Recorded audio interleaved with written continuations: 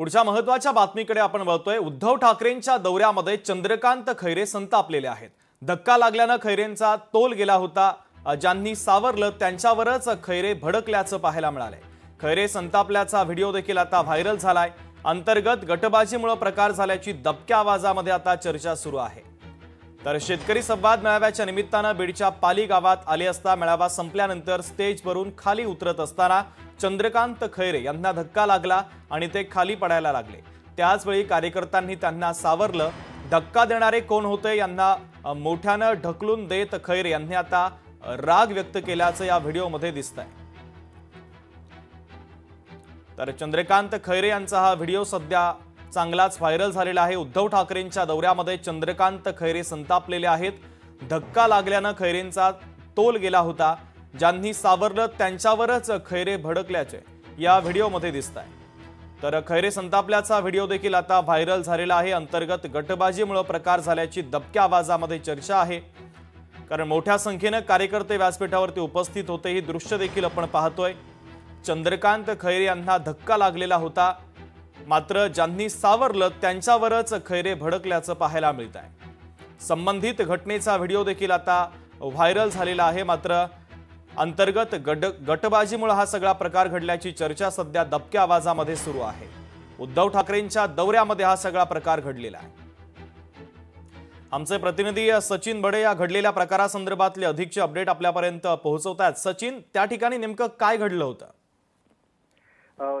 पक्षप्रमुख उद्धव ठाकरे यांचा दौरा आहे, मराठवाडा दौऱ्यावरती आहेत आणि अशामध्येच जनतेला ते संबोधतायत, शेतकऱ्यांशी ते संवाद साधतायत। बीडमधील पाली या ठिकाणी संवाद साधल्याच्या नंतर मंदिराच्या दर्शनासाठी जात असताना हा संपूर्ण प्रकार घडलेला आहे। ज्येष्ठ नेते चंद्रकांत खैरे हे असं जिथे बसलेले होते तिथून ते उठत होते, मात्र त्याच वेळेला त्यांना तिथे धक्का लागला आणि धक्का लागल्याच्या नंतर ते पडले। म्हणजे त्याच वेळेस त्यांना काही जणांनी सावरलं, त्या ठिकाणी असलेल्या सुरक्षा रक्षकांनी सावरलं आणि उपस्थित असलेल्या कार्यकर्त्यांनी देखील सावरलं। मात्र ज्यांच्यामुळे हा धक्का लागला तर त्या पदाधिकाऱ्यावर, त्या व्यक्तीवर जे आहे ते चंद्रकांत खैरे संतापल्याचं पाहायला मिळालं आणि त्यांनी त्याच्यावर मोठे डोळे केले आणि संतापून त्याला स्वतःचा संताप जो होता त्या व्यक्तीवर काढला। म्हणजे चंद्रकांत खैरे हे गरम स्वभावाचे नेते म्हणून ओळखलं जातं। संताप त्यांचा जो होता तो व्हिडिओमध्ये सुद्धा पाहायला मिळतो। आणि एक महत्वाचं म्हणजे या दौऱ्यादरम्यान जो आहे हा संपूर्ण प्रकार घडला, त्याच शेजारी तिथे पक्षप्रमुख उद्धव ठाकरे होते आणि त्यासोबतच माजी विरोधी पक्षनेते अंबादास दानवे हे देखील त्याच परिसरामध्ये उपस्थित होते।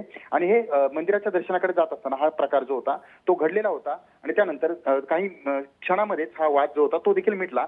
मात्र चंद्रकांत खैरेंचा संतापलेला चेहरा जो होता तो या ठिकाणी पाहायला मिळाला। सचिन, सगळ्यात महत्त्वाचं म्हणजे अंतर्गत गटबाजीमुळे हा सगळा प्रकार झाल्याची चर्चा सुद्धा दबक्या आवाजामध्ये सुरू आहे। या संदर्भात काय सांगशील?